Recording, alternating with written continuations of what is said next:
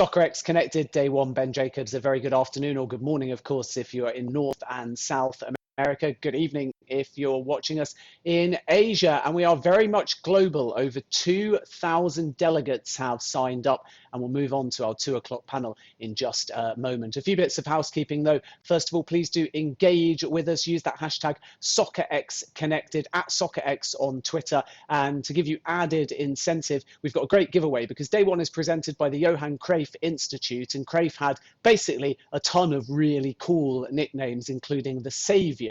So what I want from you is either your nickname or alternatively your favourite football nickname, and you can tweet me at JacobsBen. You can tweet us at SoccerX as well. Make sure you use the hashtag Soccerex Connected, and at the end of the day, or possibly first thing tomorrow morning, we'll announce the winner on social media. Loads of shirts that you can pick from: Edwin van der Sar, Manchester United; Louis Saha, Laurie Lindsay, US Women's National Team; Deco, Carlos Alberto, and many, many more. Follow us on social if you want to see the picture of all of the signed shirts that are available. In terms of those of you who have already got in touch with us, Matt Evans, you're definitely a contender. He's tweeted me and said his favorite nickname is One Size Fits All. One size fits all. Keep saying it if you don't understand. That's a very clever one. Thank you very much indeed for getting in contact. Fabil also says, I quite like El Pistolero for Luis Suarez. He's doing really well, isn't he, at the moment at Atletico Madrid? And that means the gunman. And he does definitely shoot and score, says Fabil. So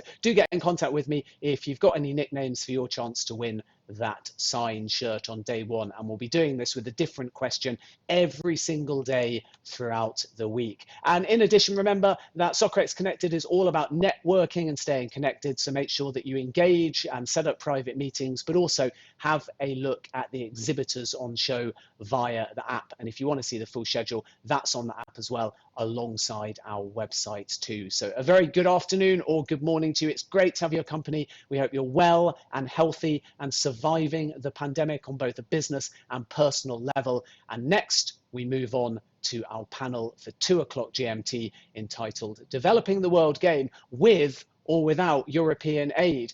And this panel focuses on how smaller nations can grow their leagues and keep their talent from moving to Europe's elite leagues. We'll discuss whether football is maybe becoming a bit too Euro-focused and how other regions, clubs, leagues and federations can try to keep pace. To discuss this, we are delighted to welcome Ricardo Leao de Andrade, a scientific consultant at the Brazilian Football Confederation.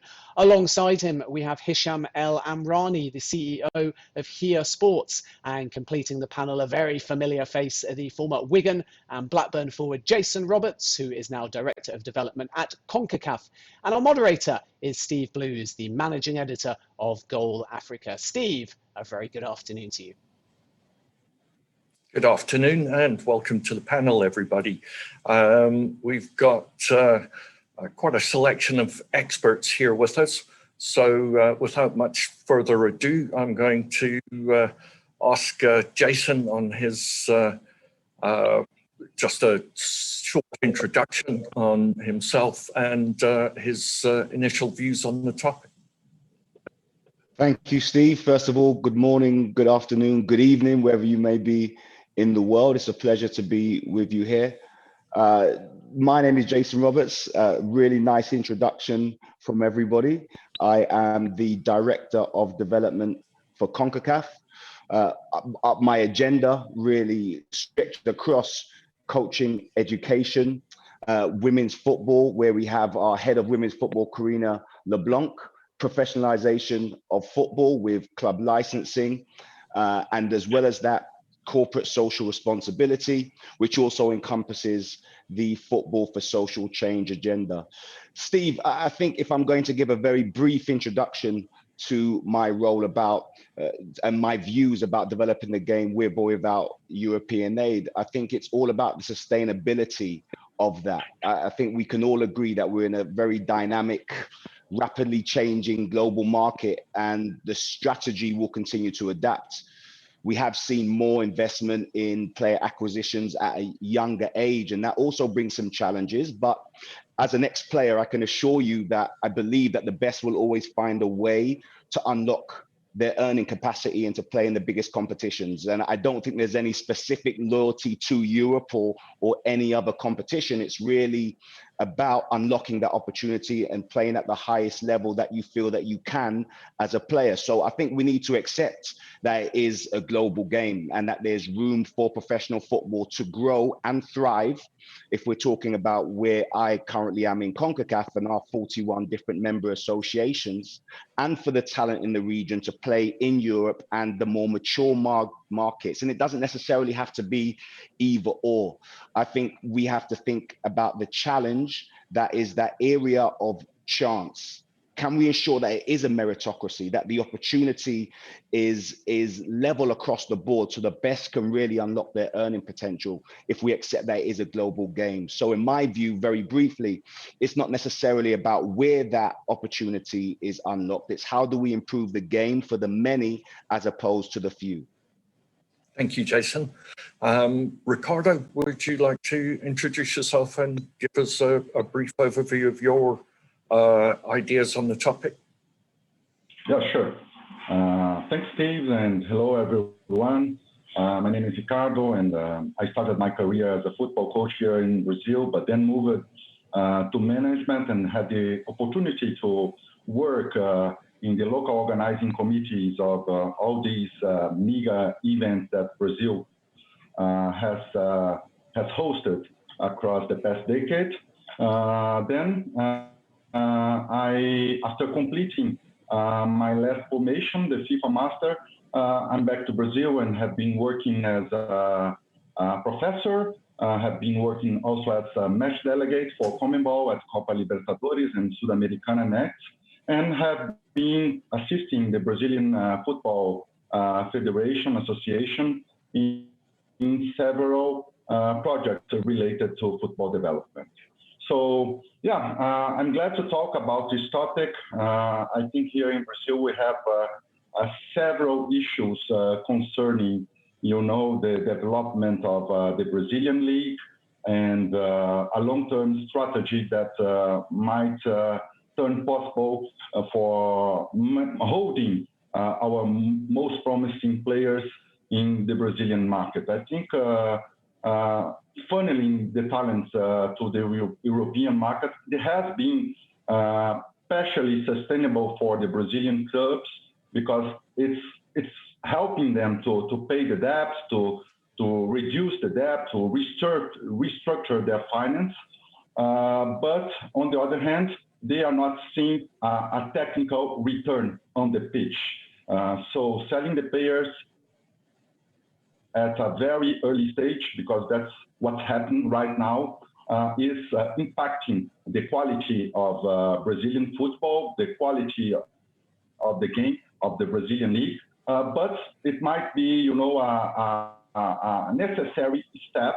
And once we have the financial fair play in place, once the clubs are more structured, I hope they won't need to sell these players, and maybe within a few years taking into account, the quality and the infrastructure and all the qualified coaching staff and the quality of Brazilian youth competitions, I think in the future it might be possible for Brazilian clubs to hold these talents and to increase the level, to increase the attractiveness of the Brazilian league at professional level.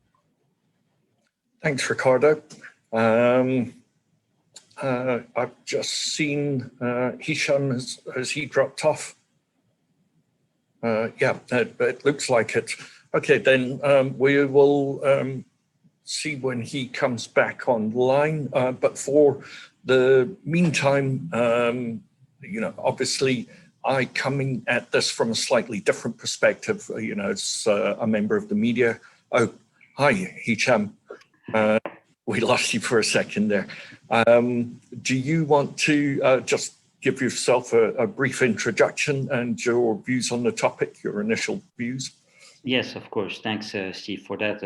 Apologies for the disconnection. Hicham El Amrani, being from Morocco and having worked in football for the last 20 years. Had the pleasure to be a marketing manager for the Asian Football Confederation, but also Secretary General of CAF for 8 years in Africa. and then also CEO of the World Cup bid that Morocco undertook for the 2026 World Cup. Very glad to be discussing this topic today, and to answer the question shortly, how sustainable is the relationship about funneling talent into Europe? I think this relationship will always be sustainable, but it's just how to further improve it and how to make it more mutually beneficial for both continents. There's, like Jason said, there's enough talent across the continent to maintain some of that talent home, and to send across talent across Europe, but also Asia and other places across the world. But it's a matter of how you make better governance across the federations and the clubs, but also how to make your local football more appealing and use it as a product, how to make it sustainable in terms of broadcast, in terms of being financially independent, so that you can keep those players that want to have their livelihood in Africa, and also maintaining the relationship open with other clubs across Europe and across the world in general. Thank you, Hicham. Sorry, as I was saying during your cut, I come at this from a slightly different perspective. And of course, I'm representing the media here. Our coverage, particularly in Africa, is built around the star power of the African players within the major European leagues. We have a very strong audience affinity and reaction to their performances, how they get on. However, when we look at the movement of players within Africa as well, you can see the players gravitating towards the richer leagues. Sort of about 18 months, maybe 2 years ago, for example, the Kenyan League lost its sponsorship and its broadcast deal in one fell swoop. And you saw a number of the sort of star players in the Kenyan League then move to the Tanzanian League, the country next door. When the Kenyan FKF was able to kind of reinstate a sponsor, reinstate broadcast deals, you saw that talent flow back into the Kenyan League. I suppose my question is that will players and talent always just follow the money, or will there be other priorities that come into play? Steve, I think an important line to draw here is, of course, for these players, it is a job. And this is a way to provide for your family. This is a way for you to, in many cases, get yourself out of a difficult situation, depending on the socioeconomic class that you come from. And myself, my own trajectory into football is somewhat similar, having been brought up in what was considered a very tough neighborhood. Football was one of the realistic opportunities I felt that I had to get myself into a better situation financially, of course, and for your family. So this is central to this discussion, that we understand that this is a job and this is a chance for these players to unlock that economic potential. In regards to it being a star-driven game, I think it's not an either or. I think both things can be true. And it's actually down to the strategy of the member association, of the region, of the Confederation.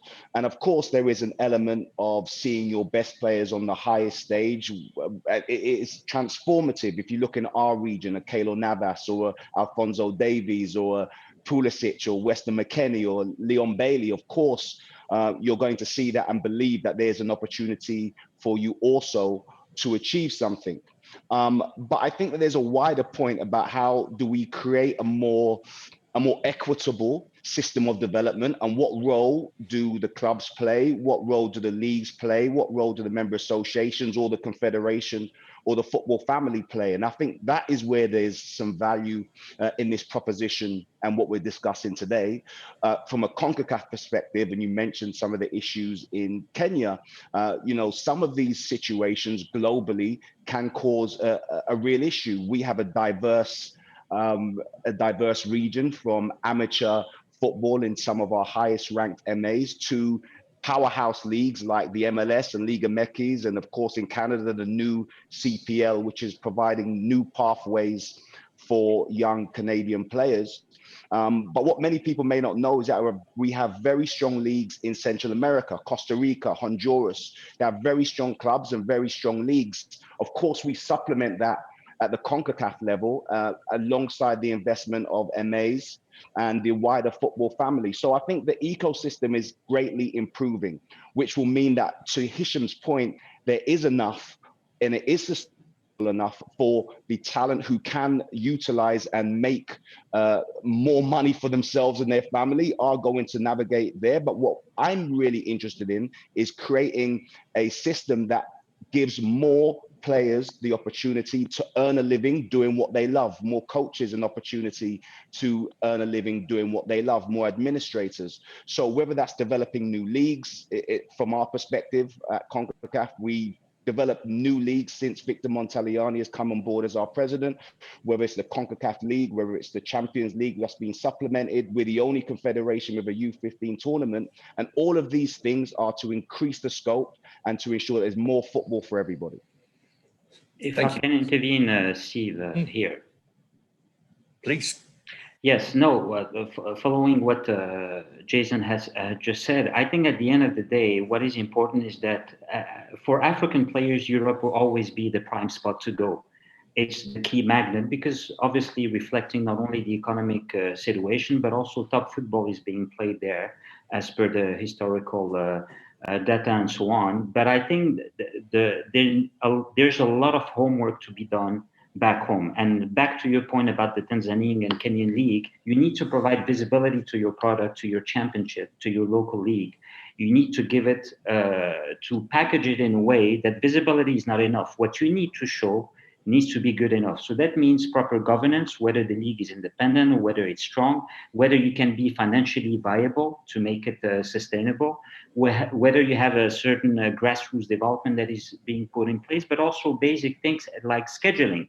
Some championships right now in Africa are still not being played, and that was even before the COVID struck. So you need to be very stringent in terms of how much professionalism is there. And I think one good way to do that is to follow up all the requirements of the club licensing that CAF has implemented, but needs to be followed more in a more stringent way. And just to give you some figures, of course, there's a lot of talent coming out of Africa going to Europe, but most of the transfers in 2020 happen across Africa.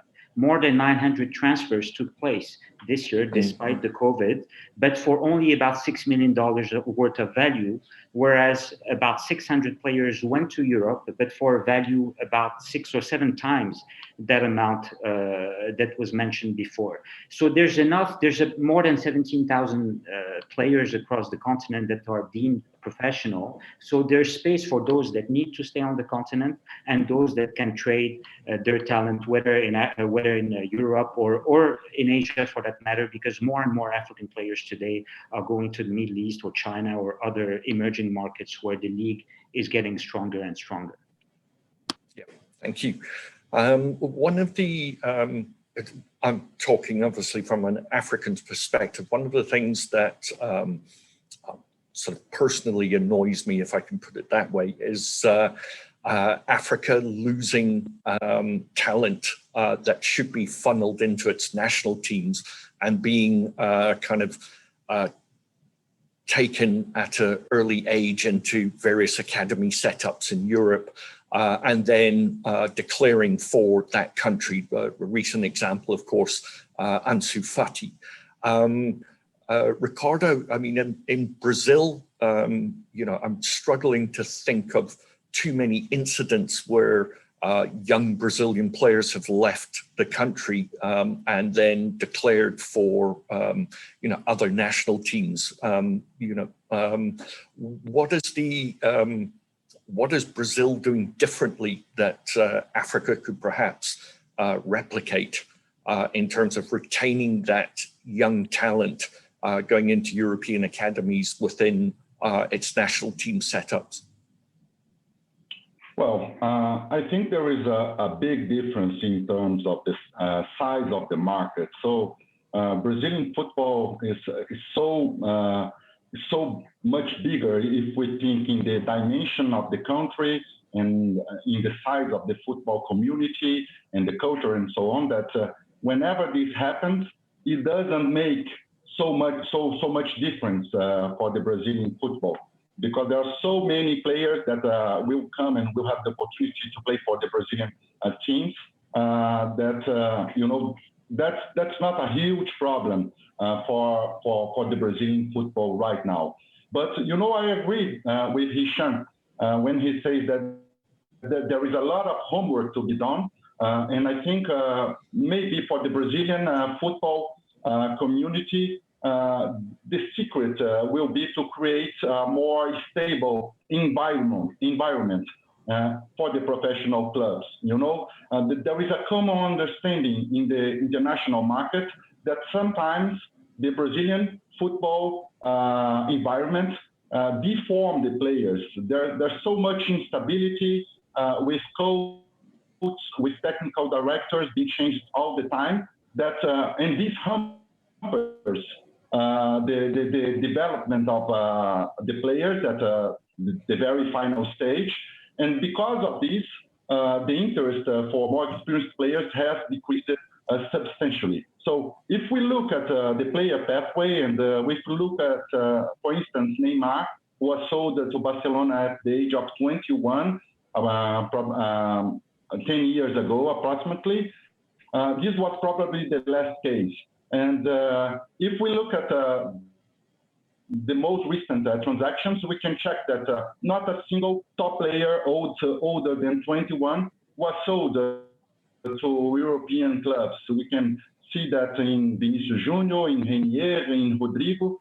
So what's happening right now is that top European clubs are taking more risks they didn't used to take, and they are searching for players and signing them at a very earlier stage.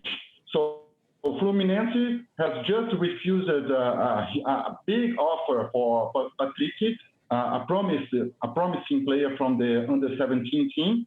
And there is a player in Palmeiras, Hendrick, who is only 14, and he might receive an offer even before he signs his first professional contract with the club. So Brazilian football is now facing this problem, and the Brazilian league as a result, because no one is asking anymore who are the best players of the Brazilian league. They are asking who will be the next Vinicius Junior. So I think there is much to be done in terms of a good financial fair play system, which includes technical fair play elements that will maybe enable Brazilian coaches, Brazilian technical directors to work in the long term in a more safe, in a more stable environment, and with Brazilian clubs paying their debts, going through a restructuring process, we might see, a different management model that will enable these talents to stay in the country and to strengthen the leagues and the appeal of the league at international level. Thanks, Ricardo. Jason, you mentioned earlier that you had some development tournaments at the under-15 level, I think you said.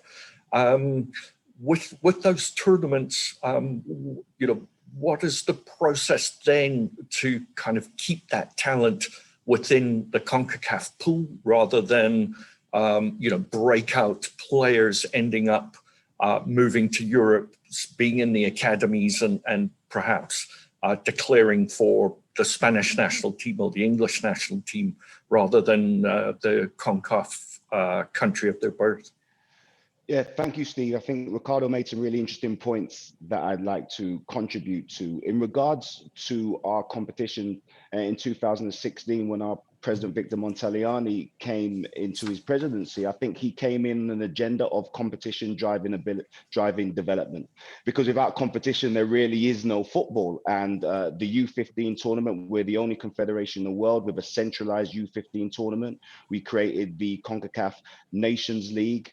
From club football, there was the Concacaf League, the Concacaf Caribbean Shield, a lot more opportunities to showcase this talent. Of course, the Nations League alongside UEFA, we're the only confederation that has that in place, and that's provided opportunities for countries like mine, Grenada, to have meaningful competition, as well as the opportunities to participate in the Gold Cup. So all of these opportunities are relevant to showcase the talent, and I think that's first and foremost important. Ricardo made some interesting points about coaching education, and we are currently drafting our first coaching convention and have developed our B license. So all of these things are to improve the ecosystem. But actually, we need to really be mindful of the new strategies that are being put in place to develop young talent globally, because the race is on, even in Europe. And I was born in London, 12, 11-year-old kids are being signed and put into these pathways. And we've seen globally the change. You look at the City Football Group and the global footprint that they're having in creating more pathways with clubs in Manchester, Melbourne, New York, Mumbai, Yokohama, Red Bull with Red Bull Leipzig, and Red Bull Brazil, which I only just recently found out about, and New York Red Bull. And of course, the Right to Dream Academy, which was, as you all know, was recently acquired for a lot of money from the Mansour Group. So when you look at the new pathways being developed, you recognize that it is going to shift, that we are finding this global opportunity, find new ways to exploit and find that talent. And the question of the nations keeping the stars at home, in my opinion, is really dependent upon the country in question. Is it feasible for Grenada to keep a young talent like myself who may have the opportunity to play in the Premier League? Possibly not. Then again, is it feasible for the MLS, who have invested in their MLS Next Academy system? And you're now seeing really strong players going into Europe, the likes of Weston McKennie and Zach Steffen, Alphonso Davies, developed in Canada. So I think it always goes back to the interesting point that we've made, is that not all of the systems need to be doing the same thing at the same time. Europe has an important job to play in these more mature markets, but our smaller markets have a job to do as well. So I think that in closing, it's not just about keeping those players in-house or nationally, but it's about the capacity to allow those players to develop and the strategy behind that decision. Some of them need to go to develop and be able to play at the highest level that their ability allows them to, but we also need to make sure that there's a system to allow them to play at the highest level that they can, regionally and nationally. And for me, that's the real core of finding a real strategy behind allowing the best to monetize their ability, but also allowing everybody else to have a career within the game. Thanks, Jason. Hicham, you were saying earlier about the difference in value between the sort of inter-Africa transfers and the amount of money that was then spent on players moving to Europe. Are there any kind of mechanisms for that money to flow into the African game itself, help support the leagues, help support the clubs, and so on? Well, first of all, there's the training compensation that exists and that has been put in place by FIFA, allowing the clubs that train the players to get something out of the transfers for those players, whether across Europe or across Asia. But then again, it all comes back to how, if the country itself and the federation has a proper vision and planning ahead in terms of developing the players and the ones, whether not only the one representing the national team, but also the clubs in general. And one of the major issues, because you were talking about players within national teams, is that many federations in Africa keep focusing only on the key results of the A national team. And they are judged based on whether that national team performs at the latest tournament or not. Well, the whole pyramid is much more complicated than that. At the end of the day, Africa has a lot of entrepreneurship and companies that wants to invest into football and invest into sponsoring clubs and different entities, but they have to be shown a proper plan moving forward and how they can generate a return on investment, and how at the same time clubs needs to be included into the whole pyramid with the governing authorities in terms of the use of the infrastructure, in terms of different aspects like this, because ultimately you can have all the best wishes in terms of development, but if your pitch is not there, or your stadium is not even able to be operated properly, that's a major issue. But for example, given what the Confederation of African Football has done lately, CAF is the only confederation that created a national team tournament that is exclusively made for local-based players. It's called the African Nations Championship. That's a wonderful opportunity because it gives a platform to players that don't have the opportunity to play in Chelsea or Madrid or in Scotland, for example, but to play in their national league, to showcase their talent at the national level. And you would wonder to see that there are hundreds of scouts that usually always attend those tournaments to pick the best players from there. But you cannot prevent the best ones to leave if the guy is going to be offered a salary that will be multiplied by 4 or 5, because everybody's looking for their own livelihood. I think what needs to be done further on the continent, on top of all those requirements, usually players, which for me are the raw materials, the backbone of football, they need to be more protected. Their rights are not always respected, and especially during COVID times, sometimes you wonder that clubs that are so-called professional are obliged to have even a professional contract, written contract in place. It's not even always the case. And so often they are left in the cold, and therefore, what do you expect from them except looking forward to go to Denmark or to Saudi Arabia or other places to deliver more? Of course, it's not the case everywhere, and Africa is a continent with 1 billion people, so there's a huge diversity of development. And you have clubs like Al Ahly or Kaizer Chiefs or Raja Casablanca that deliver proper governance models with their own ways of sourcing talent, of keeping talent through their academies, and exporting their best players abroad. But overall, there needs to be a very strong leadership at the confederation level.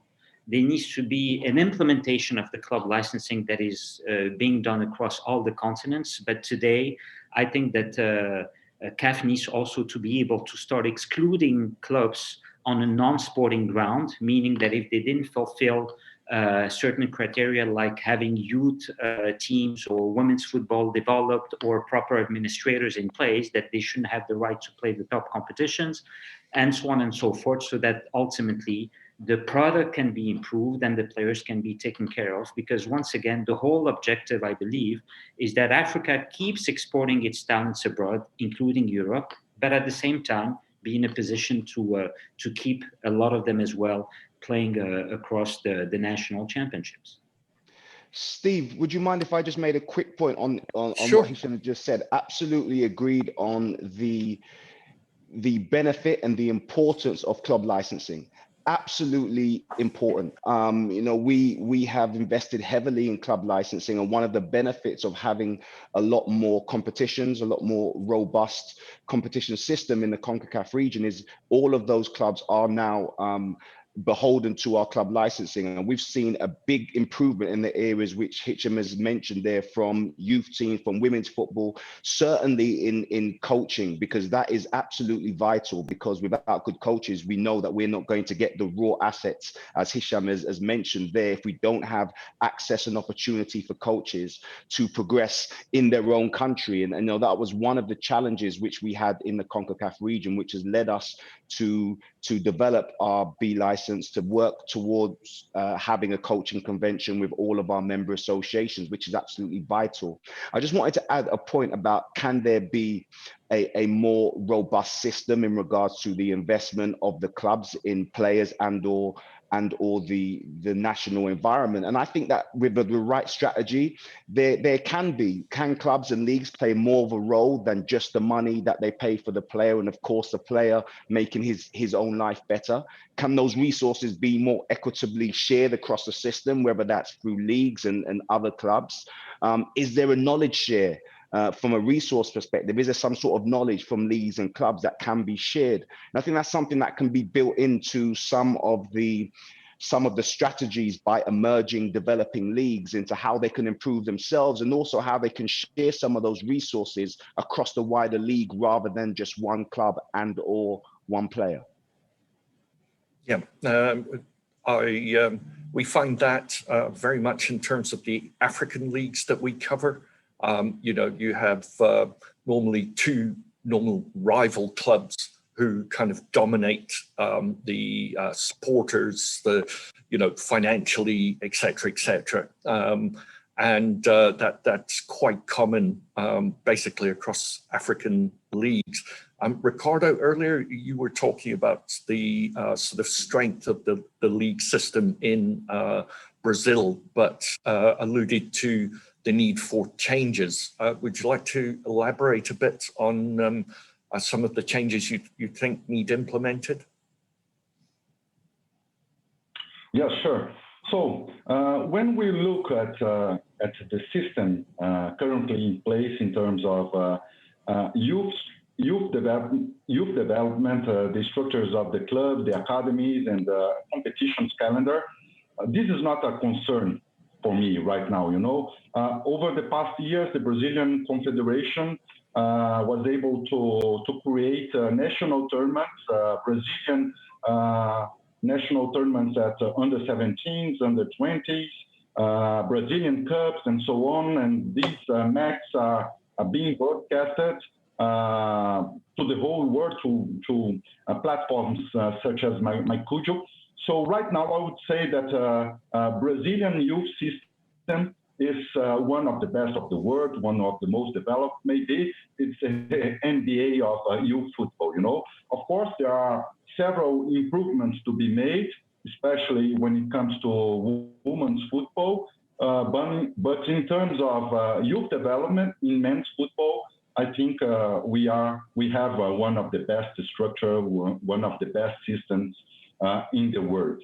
But of course, Hicham was talking about earlier about the need for leadership. So of course, club licensing is very important. Club licensing has been in place in Brazil and has also helped the clubs to develop their youth structures and the initial women's football structures across the last years.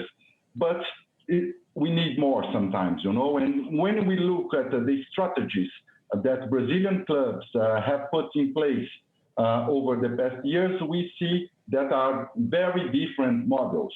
For instance, when we look at Flamengo started a restructuring process a few years ago. Of course, the debt was much higher, much bigger than it is today. But what has been Flamengo's model in the past 2-3 years? To sell the most promising young talents, such as Vinicius Junior, such as Renier, such as Rodrigo, and they use part of this money, they receive it to sign, veteran players such as Felipe Luis, such as Diego Alves, such as Diego Ribas. So they are still only thinking in the financial return of selling these players. And for me, it's a clear example of maybe a lack of strategy and leadership. It seems like we've lost in the technical return the club could have with these young players. Thank you, Ricardo. I've got a question in from the audience for Hicham, basically asking your opinion on whether it is positive or negative that academies like the Right to Dream are taking the responsibility away from clubs to actually develop talent. They are not taking away responsibility from clubs. Clubs and academies like the Right to Dream are doing their job, and we need to have more academies like the Right to Dream, which is an example on the African continent, and I salute the work that they have been doing. Of course, clubs needs to do similar amount of work, but also federations or countries as a whole. I take, for example, the example of Morocco. that through a national vision established a national technical development center that is able to host every age category, women categories. They hired Australian coaches, they hired different professionals to come and help the development of Moroccan football. And lately, Morocco is defending champion at CHAN, and their clubs are participating in the finals or semifinals of the club competition. So there's a result that is being put out there. And academies needs to be just further developed, but taking into account more the African environment, not just opening up Paris Saint-Germain or AC Milan academies across the continent to just take out the best talent. But for me, an academy has an essential role to play as part of the community in which it is being built. So there needs to be policies and strategies put in place so that there's enough space for those that can go abroad, but also space for those that can stay within the national leagues or even lower categories. There's a good example also in Senegal with the Academy of Diembars that was set just, I think, over 10 years ago, and I think managed to win a championship in Senegal while selling excellent players to Greece, to Belgium, to France, but at the same time, they were able to maintain a proper squad to be competitive at the national level. So they managed to do both. And I think one of the issues maybe that we are missing in Africa compared to other, whether Concacaf or Brazil for that matter, is that we need to keep basing our decisions on data-driven material. And we are lacking data big time on the African continent. We have data about names or some players and their age, but we need to develop more about their playing ability, their strengths, their weaknesses, and have really a kind of huge database that allows also a proper valuation of such a player, not just as a commodity, of course, they're all human beings, but it's important that there's a proper configuration of a database there. And that is not only valid for players, it's also the case for how a club can properly engage their own fans into making the product financially sustainable. Steve, would you mind if I contributed very briefly on this point? Because I think that's really important. First of all, on the data side of things, which is Hicham has just mentioned there, and we have been working over the past 2 years to develop a Concacaf benchmarking report, which looks at data points across our confederation and have a balanced scorecard for each member association, so we can really use data to inform some of the programming and some of the projects that they will be embarking on, and how we can supplement some of that work. So I think that's absolutely important from a member association standpoint. I'd like to also mention about the academy point and support the thought that, you know, all of the stakeholders together can make a better product, that all of the stakeholders with their different interests, actually, is there a way to really thrash out how everybody can have some sort of impact on the system, as we discussed earlier with the likes of the City Group, etc., Right to Dream. They are there and they are developing talent. How can we better bring them into the family to ensure that some of the norms and the important element of our ensuring that each player is treated fairly and equitably is absolutely central to everything that everybody does within the system. One thing we probably missed here today is the women's football element as well. And I think that's vitally important. And it's clear our U15 tournament, which I mentioned earlier, is for both boys and girls, because I think there is such an opportunity in the women's game to really develop the sport and to create so many opportunities for these young athletes. And we're having a really detailed look at our national competitions and our club competitions. When you look at from our region, where we have the likes of USA, Canada, and of course Mexico really improving, and we have all of our regions in Central America and the Caribbean, that opportunity is there, which needs the same sort of focus as what we've been discussing on the men's game. Thanks, Jason. Gentlemen, we've just entered into our last 5 minutes. So I think just to give you each a minute just to recap or fill in anything that you might have wanted to say that we haven't got round to. Ricardo? Yeah, thanks, Steve. So my final points, first, given the current settings of Brazilian economy and Brazilian currency is still highly devaluated. So even if Brazilian clubs do their homework, given the current scenario, any proposal coming from abroad will still represent a fortune, a real temptation for these clubs. So of course, we hope that this will change in the future, but sometimes it doesn't depend exclusively on the clubs or on the football community, the football market. And that was, when I was talking about Flamengo's model, you know, I also, I didn't mention the example of Grêmio. So Grêmio is also a huge, a top Brazilian club, and which also started a restructuring process a few years ago, but they are working differently from Flamengo.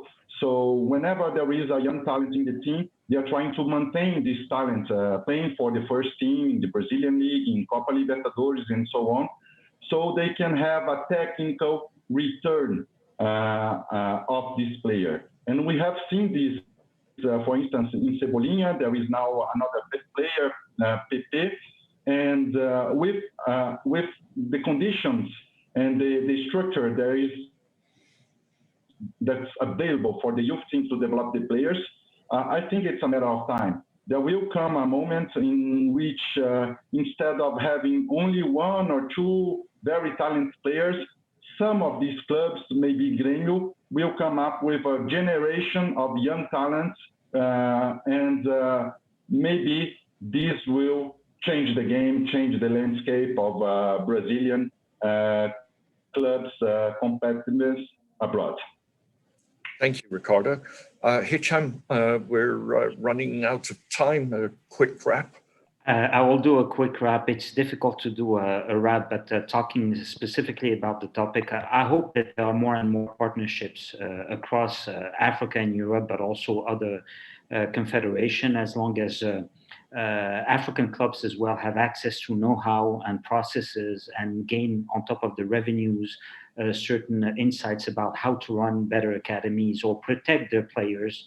And I think one of the issues, of course, we can talk about today that would be, I think, a serious topic as well, is how to do something with the international match calendar that I see personally as something unfair to certain nations that are far from Europe because of the traveling times and so on, and have a better control in general of the regulations when it comes to match agents and rights about the contractual requirements for players. And I think that all in all, we are still not doing enough for the players to be protected so that they can play in the best possible conditions.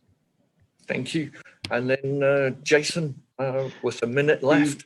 I will be very, very brief. I think first and foremost, the wider context of this is the duty of care to the player, to the individuals that we're talking about. That is first and foremost. I think after that, we have to accept this a global game. And I think we also have to accept that not everybody in the system has to be doing the same thing at the same time, and that there's room for professional football to grow nationally and confederation-wide, as well as ensuring that the best talent get access to the best, most lucrative markets for them. Thank you. Super. Thank you, gentlemen. I've got awkward 28 seconds left to fill before I hand back to the studio. Just to say that thanks very much for your time. I appreciate all your insights. I'm sure the global audience did too. And I've just about used up all the seconds and can now finally say I'm handing back to the studio. Thanks very much, guys. Appreciate it. Bye-bye.